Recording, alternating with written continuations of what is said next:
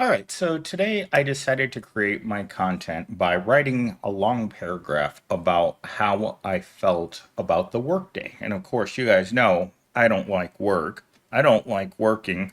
And I think that hourly work is the work of the devil himself. And so it wasn't kind when it came out with my talking points for this particular video. And the first talking point I have is people aren't lazy or unwilling to work. They're rejecting a system that no longer provides fair compensation, security, or work life balance. Today, I was sitting in a conference room with a marketing, I'm going to call them girls. They're really fresh out of college people who know how to make social media content. And as I sat there scratching my head trying to figure out how an Apple computer works, because I've been in computers my whole life. All the components are there, they're just in different places. So I sat there for, and I kid you not, for around half an hour, not trying to figure out how I scrolled through the wireless networks. And then once I found the correct wireless network, and I had to shamelessly admit that I didn't know how to use the mouse, but then it wouldn't work. So then I had to contact the network guy and find out why it wasn't working. And then once I got it working, then everything started working from there. I had to install a bunch of software packages and this and that. And again, if you know how to work on one computer system, you know how to work on them all. It's just a matter of changing gears. But as I sat there and I watched these girls and I made small chat with them, it was obvious that the blonde one was not happy with the job. She was giving me this sinister smile the whole time that I talked about the corporation because she's asked me about what you're listening to right now because this is what she does for a living. And I can't tell her because my content has to stay secret because what I talk about, if this was my full-time job, I wouldn't care. But I can't run a channel like this and think Evil Corp isn't going to shut me down. And so I thought to myself, both or these women in here have no work life balance. All of them have their own side businesses. They have their main corporate job and then they have individual clients that they work for. And when I asked one of them, do you work on other clients' work when you're here? She just looked at me, she blinked and looked at me again, and then gave me the same sinister smile, which you guys know what that means. But the whole job security, fair compensation, work life balance isn't there. It just isn't. We all have to have a second job. And that really is something that's making people really feel like the system is broken. And that's going to segue into my next talking point. The broken American dream. Many workers feel that the traditional promise of working hard to achieve success and stability, like owning a home or having a comfortable life, is increasingly unattainable. If I sound kind of strange because I'm hearing it myself, it's because I'm wearing Invisalign right now and it's making like certain words come out sounding slightly differently. But having a comfortable life in today's economy isn't possible. The amount that we need to reach of compensation will never exist for the proletariat. When you're talking about comfort starting at 150 to $250,000 a year, when most of the proletariat makes 15 to $30,000 a year, comfort and reality, stability, none of those things are achievable for us. All we're going to do is work until they put us in the pine box because at least if you're like me, unless my YouTube channel takes off, I'm doomed. I have no money for retirement. I simply will just stop existing and they'll put me in the box, and that will be the end of my miserable, uneventful, unloved life. Unless you count self love. That's the only kind of love that we're going to get. In fact, I crack jokes at my Gen Z all day long about the size of my tool because it's funny. It's funny to talk about the fact that you're never going to meet anyone and that you're left to look at the hub and pull on what God gave you. And if you're like me, God was not generous down there. In fact, he was cruel. What I got is a cruel joke. And when you have to talk about this in real life, you look at women with really tiny upper chests, right? Very, very tiny pecs, and you're like, God can be cruel to women as well. But getting back to the comfortable life bit, I just don't see it. I don't see a world in which things are going to go back to where we could afford them. Home ownership for the proletariat is going to decrease every single year until we're all in the pine box. Unless we force our will onto the system and do better as an entire human race, certain comforts like eating every day, having a savings account, being able to go out on a date, because someone mentioned this morning. When going out to a movie with another person is going to run you $100, why would you do that to yourself? There's still people out there that are making $500 a week, and that's not living comfortably. If you make $500 a week working full time, your life is very uncomfortable. Talking point number 3, wage stagnation and rising cost. While the cost of living has skyrocketed, wages have barely increased. This is especially something I see in my Gen Zs, is they're looking at what they're getting paid as and then assessing the cost of life. They can't afford to live outside of their parents' homes.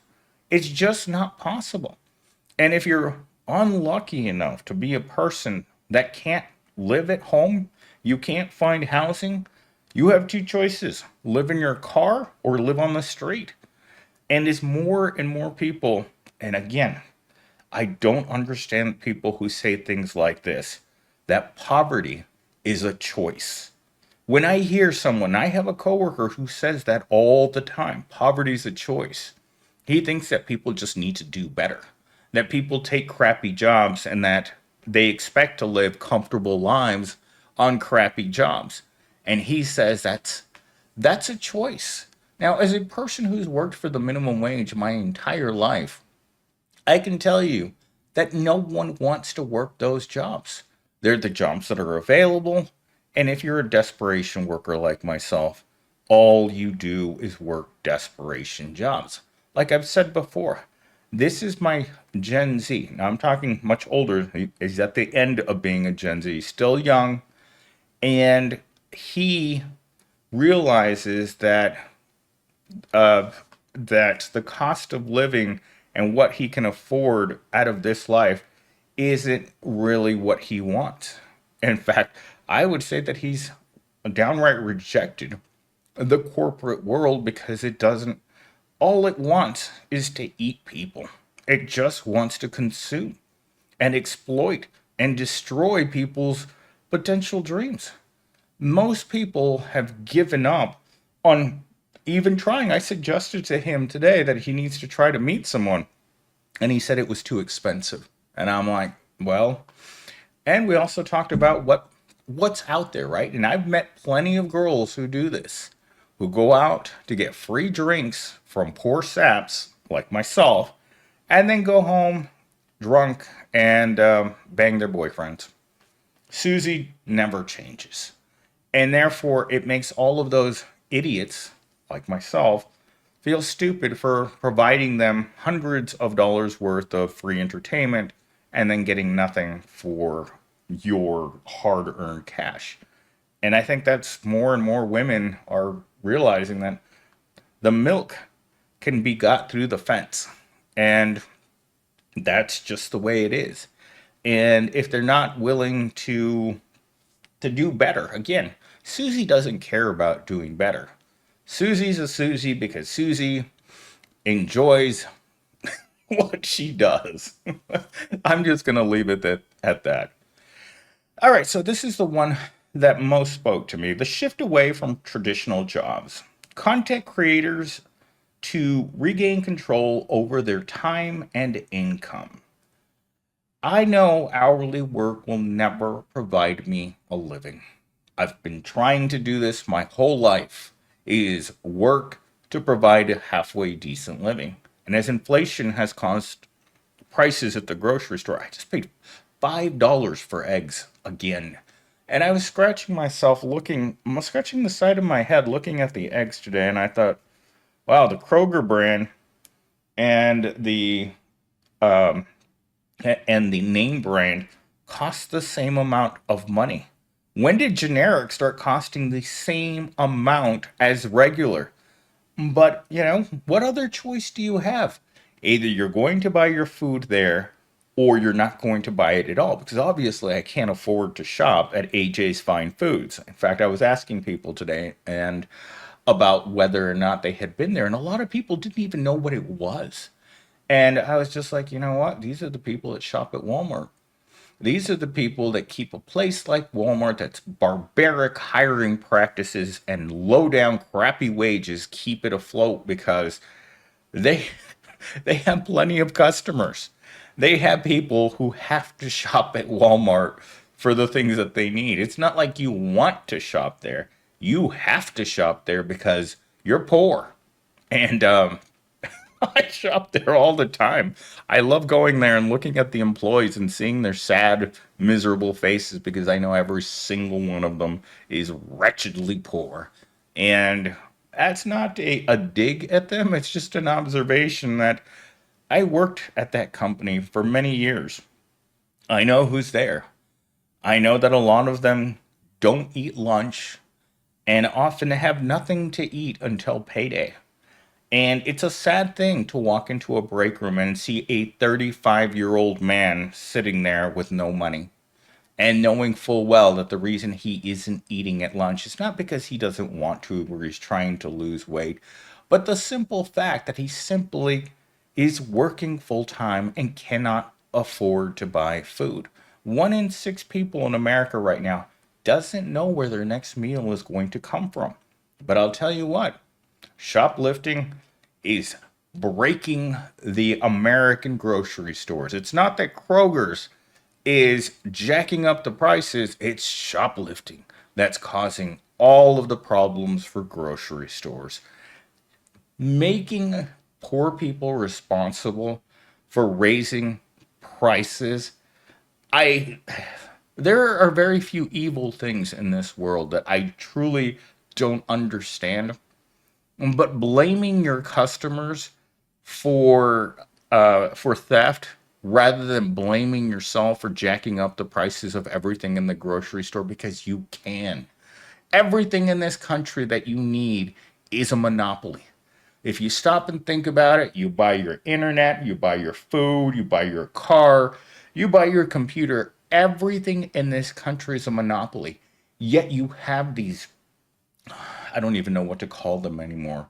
The the job creators who will tell you to your face you need to start your own business. And you just look at them like, how? Look where I'm working.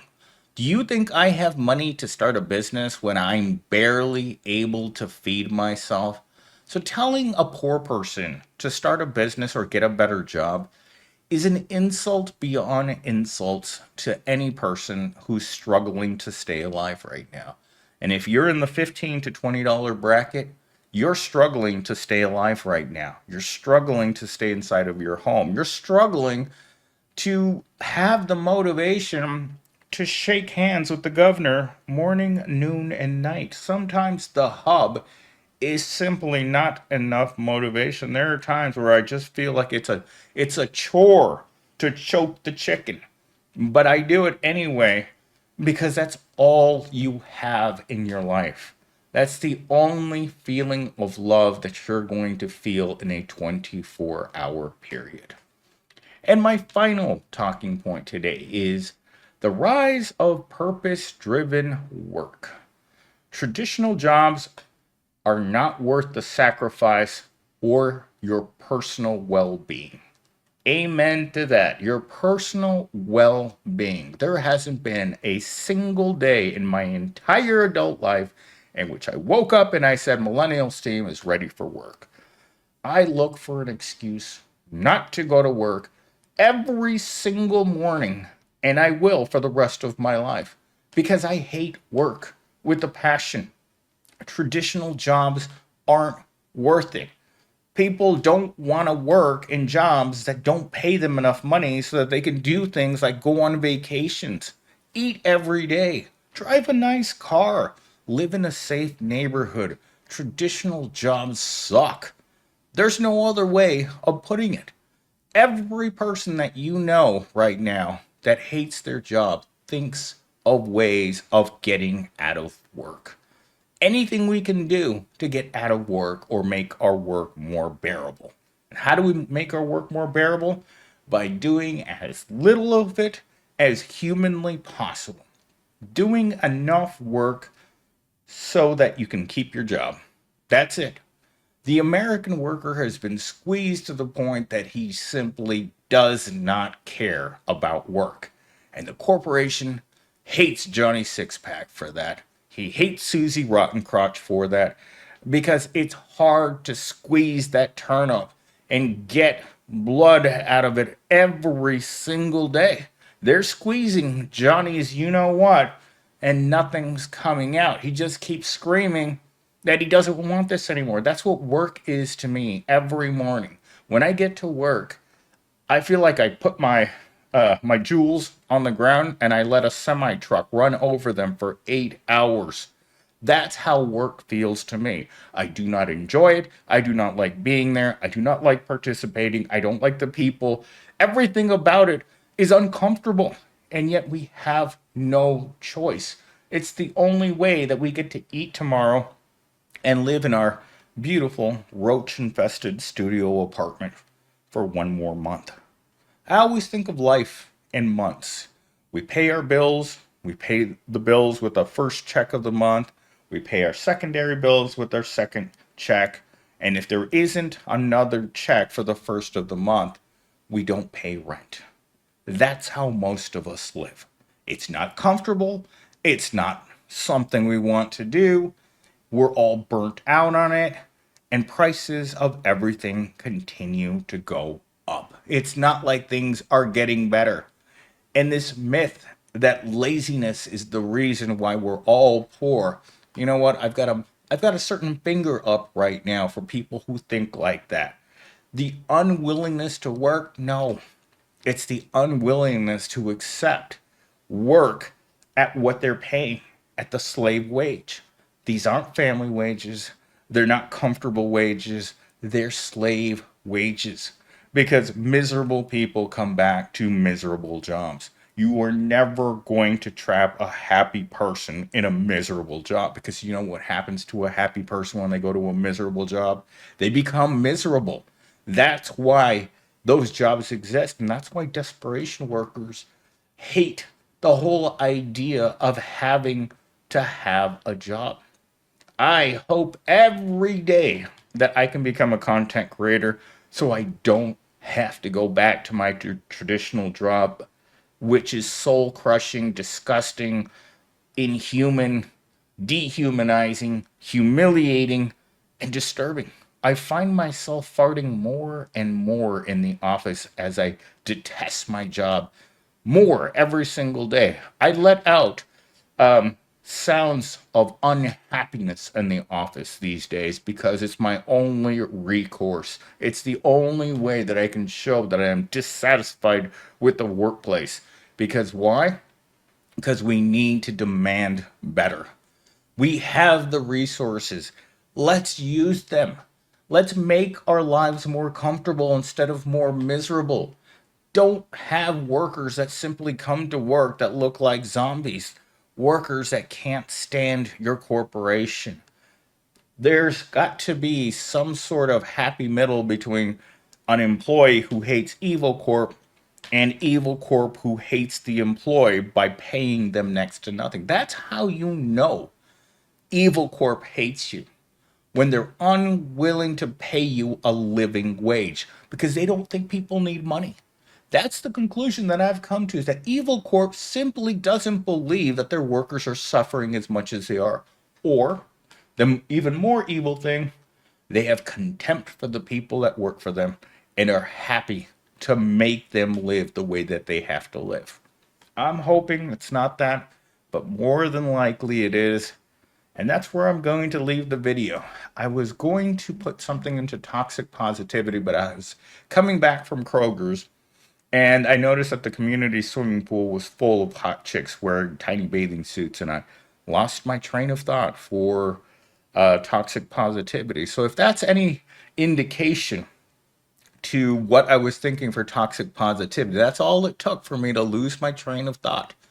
Is I don't even know. I don't even want to go into that because it's going to lead me to be in a bad mood while I'm sitting here drinking until my eyes pop out of my head. Because the last 2 to 3 nights, I have drank until the wee hours of the morning, trying to force myself to feel anything but disdain for the world that I live in.